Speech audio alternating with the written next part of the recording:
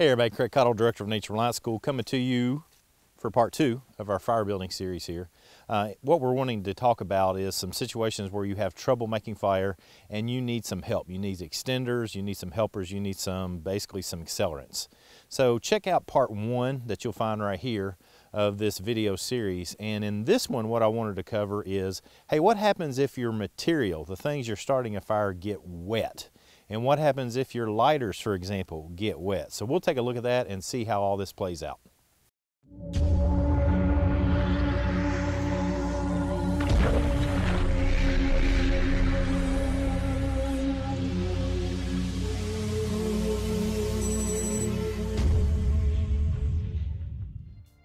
Here's what we have. We have the fire starters that I utilized in part 1, so check that out. And again, I'll remind you here in part 2, you'll need to reference the blog in the description below for this to make a lot of sense. I'm gonna have a lot of information there, and so check that out. But what we're gonna do is I'm gonna take these fire helpers, these extenders, these accelerants, and I'm gonna put them in this jug of water. This is just tap water that I took from the house. And what we're going to do is we're going to pull them out and we're going to try to get them lit while they're wet. Basically what we're trying to simulate here is a worst case scenario. You've fallen out of a canoe, you've fallen out of a boat, something's happened and everything you have is soaking wet. Obviously, the best solution for any of these is to have them in some waterproof container. But what if that fails? You know, this is like a catastrophic failure sort of situation. We'll just see how all this plays out. Hey, a couple of things I need to mention before we get started. I don't have any of the live fire that I utilized in part 1. I've used it all up. But I did a water test on it for pneumatic, and you can see that in this video right here. What I also did, because I don't have the live fire, and a lot of people questioned when I put the first video out about cotton balls and petroleum jelly. So what I did is I made one of those, and we're going to utilize that here as well and see how that goes. The other thing I need to mention is I brought all my stuff out here today in my Hidden Woodsman. This is a survival kit. That's what he's made to carry, a survival kit. I've just got fire starting supplies in it for now, just to play with it. I also asked him to make me a couple of these bright orange pouches. I'm going to keep tinder in these, but that'll give you an idea of just some things you can get from the Hidden Woodsman. Malcolm's a good guy, so check him out. And fantastic bags, rucksacks, and pouches.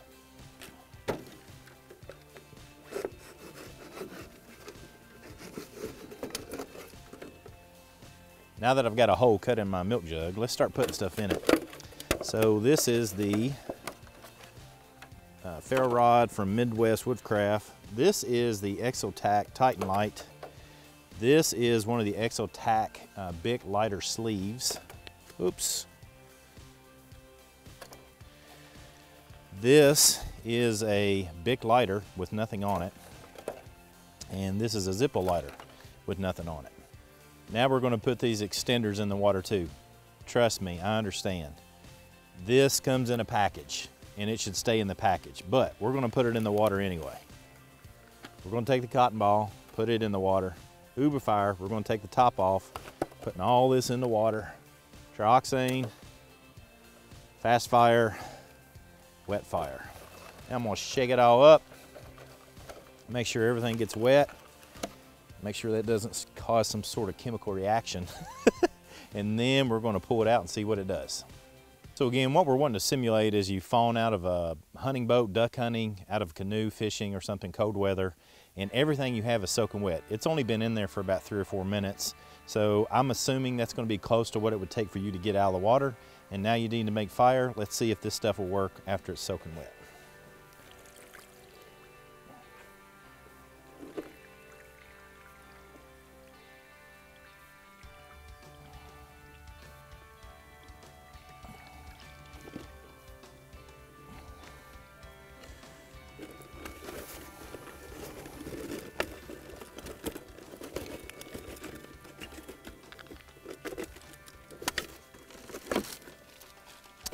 All right, we got a mess. Well, let's get this situated and see what we can do with it. All right, so let's take a look and see what we have here.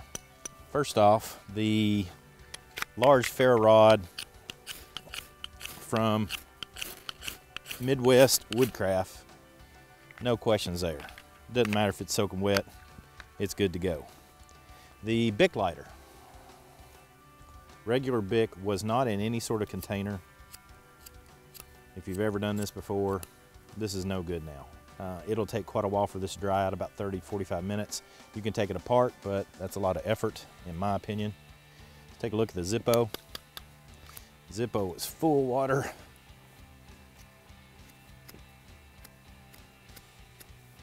And it is going. It's got a lot of water in there. Shook it out. And there you go. Let's look at the Bic that's inside the Exotac sleeve. Completely dry. Flame. And my hands are cold. No problem. And the Exotac Titan. No discernible water. Lights with no trouble at all. So what we're going to do is I'm going to use the Exotac Titan light to light all these. Again, I mentioned this in part 1, but the reason everything is dry is because it has O-rings on it. So even when it goes in water, it's going to be dry. Let's take a look at these one by one. First off, what we have is Wetfire. Wetfire recommends that, or says in their literature, that their stuff is even easier to light when it's wet. So that's something to keep in mind. Soaking wet, no problem at all. Second up is Fast Fire. If you've ever come to a class with us or seen me talk, I talk about this stuff all the time. Absolutely love Fast Fire. It works. It can be submerged in water overnight and it's going to work fine. So that's good stuff. Trioxane from United States Military. Soaking wet. And again, this stuff, it's hard to see when it's going, but that is going. And is exceptionally hot. And it doesn't get the whole piece burning like it did before in part 1, but I've noticed that it takes a while for it to cook that water off. You can see it working its way down through there. And that's Fast Fire that's on fire around it, but you can see it's going. So this is a cotton ball that has petroleum jelly on it. It's got a lot of Instafire in that mess too. I've done this a bunch of times, so I think I know what's going to happen. It's virtually impossible for this to get going, and here's why. Cotton, in its individual fibers, takes in the water, and so those fibers have taken the water and it will not allow it to catch flame. These other materials do not soak water into the material, and so it's a little bit easier to use. All right, so this is Uberfire, and I'll be frank with you, I have never done this with this soaking wet, so I have no idea what to expect. But they have a cotton ball that's impregnated with some petroleum jelly and other products, and you can see that has got the Uberfire going. It's going to take a little bit longer for it to get going really well, but Uberfire, even when it's soaking wet, is going to work. Last but not least, let's try to pile this Instafire up, see what it does. I don't know, I've never done it before either, so I'm really interested. The other stuff I've done in classes before, so I know what it's capable or not capable of doing. Instafire is not going to go when it's wet. And again, remember, this is with a flame. This is not using a ferro rod, which is a little bit harder to do. Instafire is not going to go.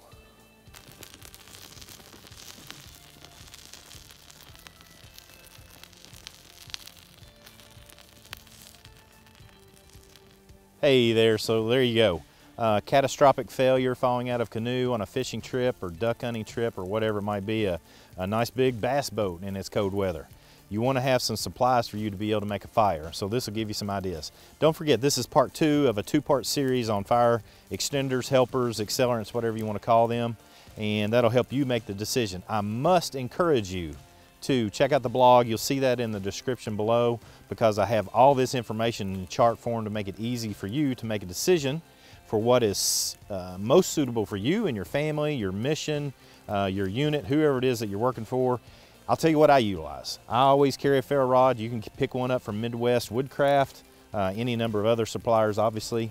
And I always carry Fast Fire. I've only recently been introduced to this Uber Fire. That's why I was interested to see what it does, because it lasts so long. This lasts over 20 minutes and this only lasts 8.